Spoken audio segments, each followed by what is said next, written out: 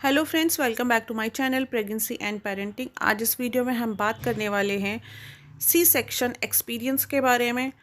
कैसे शुरुआत होती है, क्या क्या इसमें प्रोसेस होता है और कितने दिन आपको हॉस्पिटल में रखा जाता है, किस बातों का आपको ध्यान रखना होता है, वो सब चीज़ें मैं आपको बताने वाली हूँ जो कोई नहीं बताता है, या वो सब बातें जो आपको नहीं पता होती है। एक्चुअल में क्या होता है, सी सेक्शन होता है, सब बता देते हैं सी सेक्शन है, बट वहाँ स्टेप बाय स्टेप प्रोसेस क्या होता है वो हमें नहीं पता होता है। लेकिन जब वो हमारे साथ हो रहा होता है तो हमें बहुत ओड लगता है, बहुत अजीब लगता है, हमें समझ नहीं आता ये हो क्या रहा है।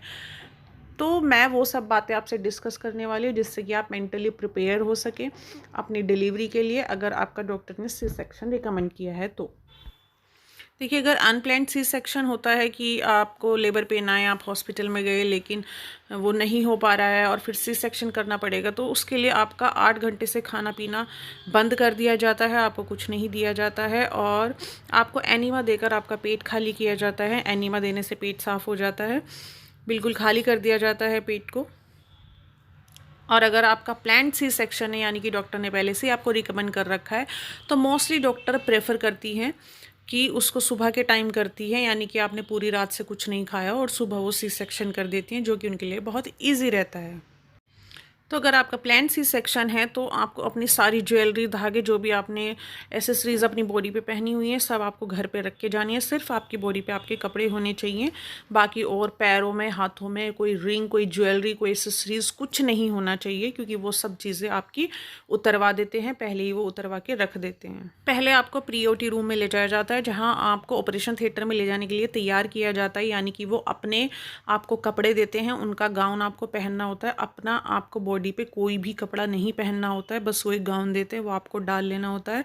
और उसके बाद जैसे आपने नेल पेंट लगाया, ये सब वो रिमूव कर देते हैं, आपको शेविंग करते हैं। आपने कोई भी एसेसरीज अगर छूट गई है वो सब आपकी वो उतरवा देते हैं, आपके बालों को एकदम बांध देते हैं, आपको कैप लगा देते हैं, नर्सिंग कैप लगा देते हैं। वहाँ पे आपको ड्रिप के लिए हाथ में कैडुला लगाया जाता है और आपका एक एलर्जी टेस्ट भी किया जाता है, यानी कि जो एनेस्थीसिया आपको सर्जरी के दौरान दिया जाने वाला है उससे आपको कोई एलर्जी तो नहीं है, उस दवाई का पहले टेस्ट कर लिया जाता है, वो प्री ओटी रूम में ही होता है।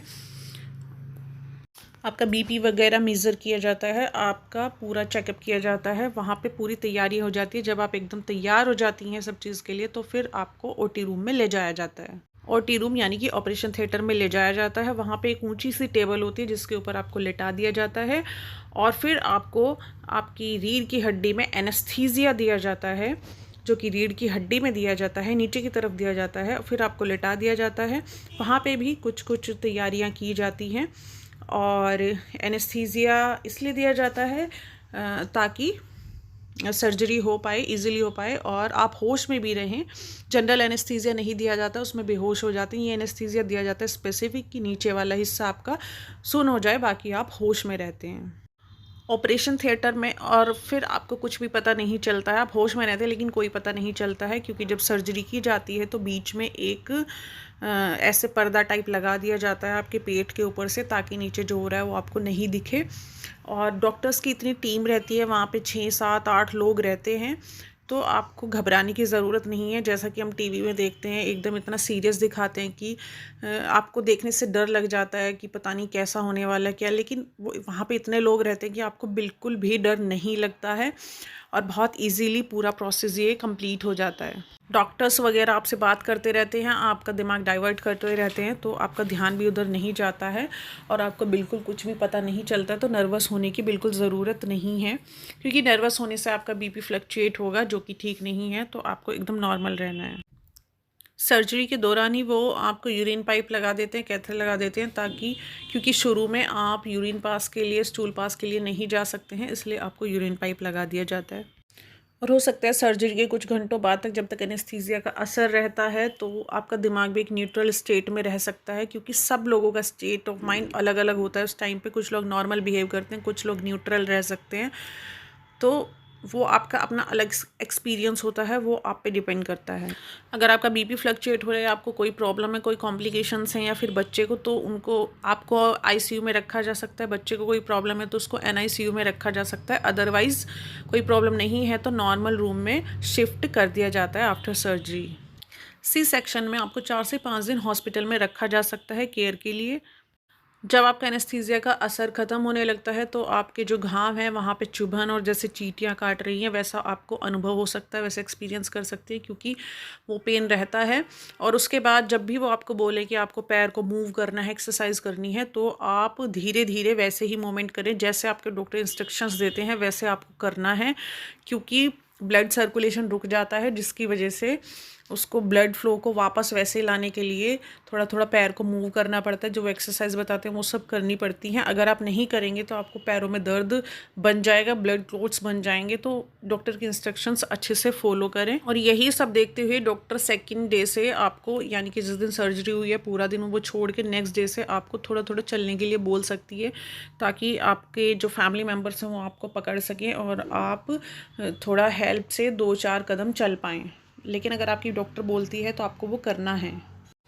सर्जरी के कम से कम 12 से 14 घंटों तक आपको पानी नहीं दिया जाता है, कुछ खाने पीने के लिए नहीं दिया जाता है, क्योंकि पानी से इन्फेक्शन होने का डर रहता है। तो आपको वैसे ही रहना है, वो चीज़ें सबके साथ होती हैं और ये कोई नहीं बताता है। आपको उस टाइम पे प्यास बहुत लग रही होती है लेकिन आपको पानी नहीं दिया जाता है। फिर उसके बाद आपको लिक्विड दिया जाता है।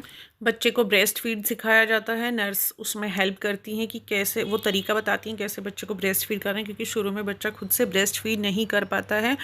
और 2-3 दिन बाद जब आपको स्टूल पास के लिए कहा जाता है तो स्टूल पास नहीं होता है, जिसके लिए आपको स्टूल सॉफ्टनर दिया जा सकता है, सिरप दिया जा सकता है जिसको पीने के बाद, या फिर आपको टैबलेट्स दी जा सकती हैं जिसको लेने के बाद आपका स्टूल पास हो जाए। जब तक आपका स्टूल पास नहीं होता है वो आपको डिस्चार्ज नहीं करते हैं। कई बार सी सेक्शन के बाद बहुत ज़्यादा गैस, बहुत ज़्यादा एसिडिटी बनने लगती है, इतना पेट फूल जाता है। तो अगर आपको ऐसे प्रॉब्लम है, तो आपको कुछ भी प्रॉब्लम है तो आप अपने तुरंत डॉक्टर को बोलिए, वो आपको इंजेक्शंस देते हैं ताकि गैस पास हो सके। काफ़ी हैवी ब्लीडिंग रहती है शुरू में कुछ दिन, और जितना पॉसिबल हो सके आपको अपने बच्चे को ब्रेस्ट फीड कराना है। जितना फीड कराएंगे इतना ज़्यादा आपको ब्रेस्ट में रिलीफ मिलेगा, अदरवाइज़ क्लोटिंग होने लगती है। पेन किलर जो इंजेक्शंस आपको दिए जाते हैं, जो एंटीबायोटिक आपको दी जाती हैं कुछ दिन तक, 4-5 दिन तक अगले, वो काफ़ी हैवी होती हैं। हर एक इंजेक्शन में आपको बहुत ज़्यादा पेन होता है, क्योंकि एक तो आपकी बॉडी वीक हो चुकी होती है और ऊपर से वो काफ़ी हैवी होते हैं। शुरू में कुछ दिन आपको, जब तक हॉस्पिटल में, खाना पीना अपनी डॉक्टर के हिसाब से करें, कंसल्ट करके ही करें। हल्का फुल्का ही खाना पीना लें, ज़्यादा से ज़्यादा लिक्विड लें, उससे आपको ब्रेस्ट फीड कराने में ईजी रहेगा। आपका जो ब्रेस्ट मिल्क है वो अच्छे से फॉर्मुलेट होगा। 3 दिन के बाद आपका जो यूरिन पाइप है उसको निकाल दिया जाता है और आप खुद से यूरिन पास के लिए जा सकती हैं। और उसमें आपको ध्यान रखना है, क्योंकि कई बार शुरू में आपको पता भी नहीं चलता है कि आपको यूरिन के लिए जाना है, अचानक से आपको प्रेशर लगने लगता है, उस चीज़ का आपको ध्यान रखना है। ठंडा पानी, ठंडा जूस या ठंडी चीज़ें खाने पीने से आपको बचना है, उससे आपको कोल्ड हो सकता है, फिर गले में प्रॉब्लम हो सकती है। तो आपको नॉर्मली चीज़ें खानी है। जितना ज़्यादा हेल्दी फूड आप लेंगी उतनी ही ज़्यादा जल्दी आपकी रिकवरी होती चली जाएगी। तो इस चीज़ का ध्यान आपको रखना है। अगर आपको मेरा वीडियो अच्छा लगा तो प्लीज़ इसको लाइक करिए, शेयर करिए और मेरे चैनल को सब्सक्राइब करिए, क्योंकि मैं और भी बहुत सारी यूज़फुल इन्फॉर्मेशन आप लोगों के लिए लेके आने वाली।